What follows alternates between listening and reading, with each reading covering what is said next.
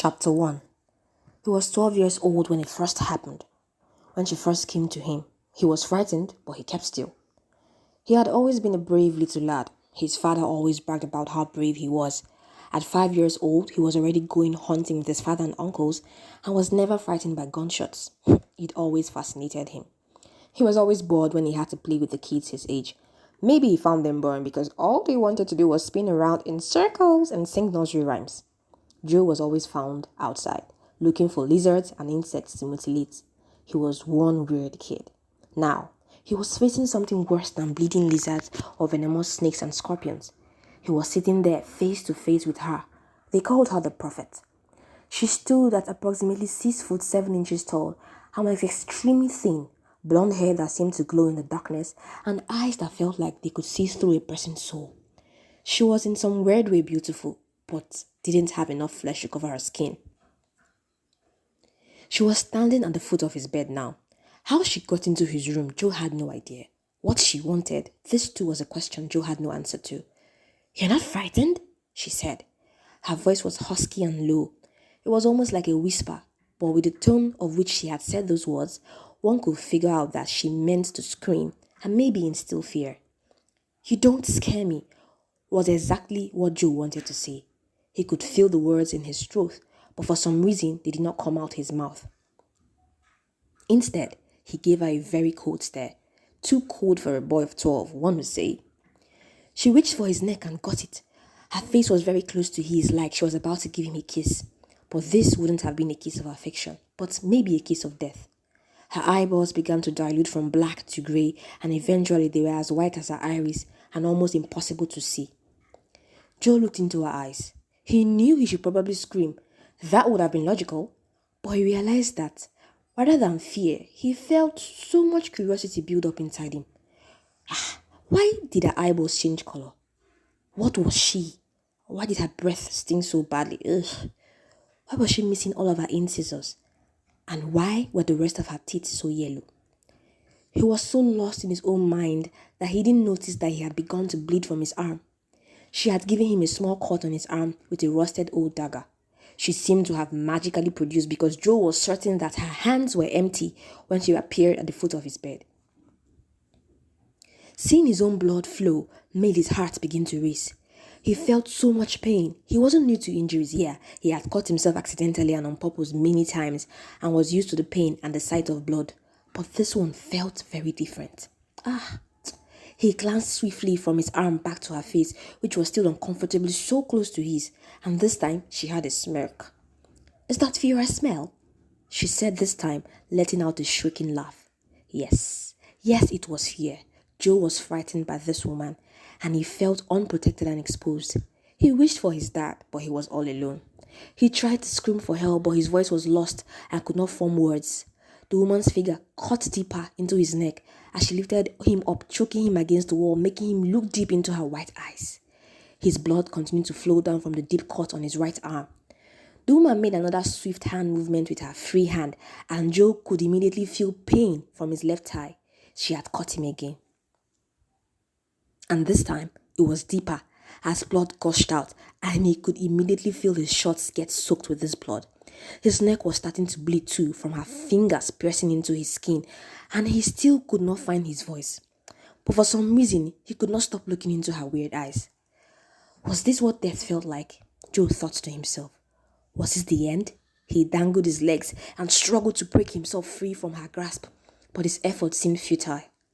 What had been barely 5 minutes since she appeared in his room felt like hours of torture.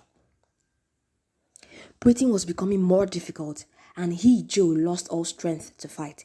He felt he should embrace it now. "Joseph!" The voice was soft, warm, and loud all at once. It came from his bedroom doorway. Immediately he felt hope again. He was strong.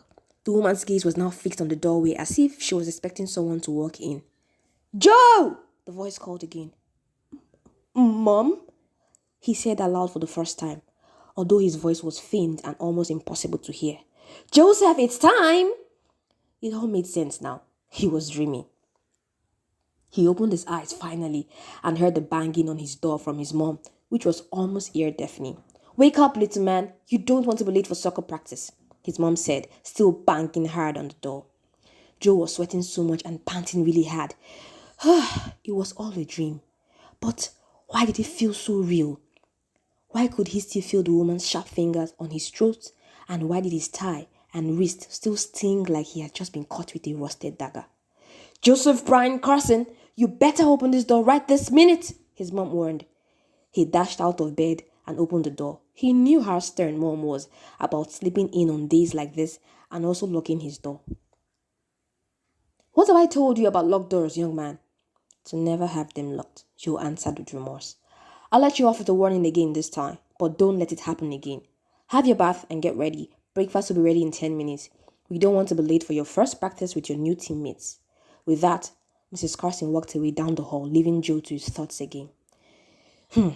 He was happy it was all a dream, but he still felt the chills like he had just truly been attacked. He thought it was better to cast the dream away from his mind and focus on the task at hand, the only thing he had passion for, soccer.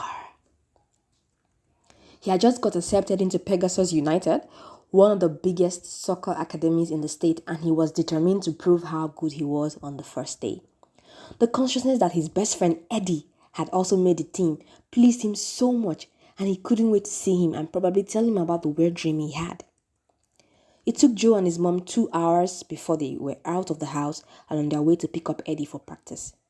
Eddie lived with his mom and older sister as their dad had left them many years ago. Eddie's mom was a nurse and was sometimes never home, especially at night and mornings. Eddie's mom had pleaded with Carsons to help her pick up Eddie and take him to the stadium as she would not be home till later that afternoon. The Carsons pulled up at Eddie's house at exactly 9:15 a.m. that Saturday morning. Just as they alighted from the car, they saw Angie running into the yard. Angie was Eddie's older sister. She was 17.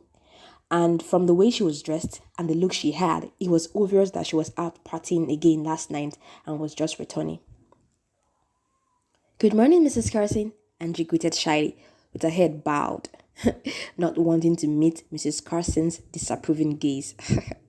She went on to open the door and let them into the house. "Morning, Angie," Mrs. Carson responded as she followed behind Joe and walked into the house. "Hey, Joe, why don't you go get Eddie? I'm sure he's still asleep," Angie said.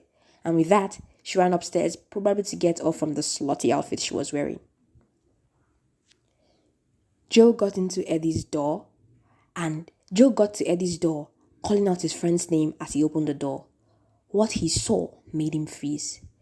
Eddie was sitting and resting on the wall just by the side of his bed.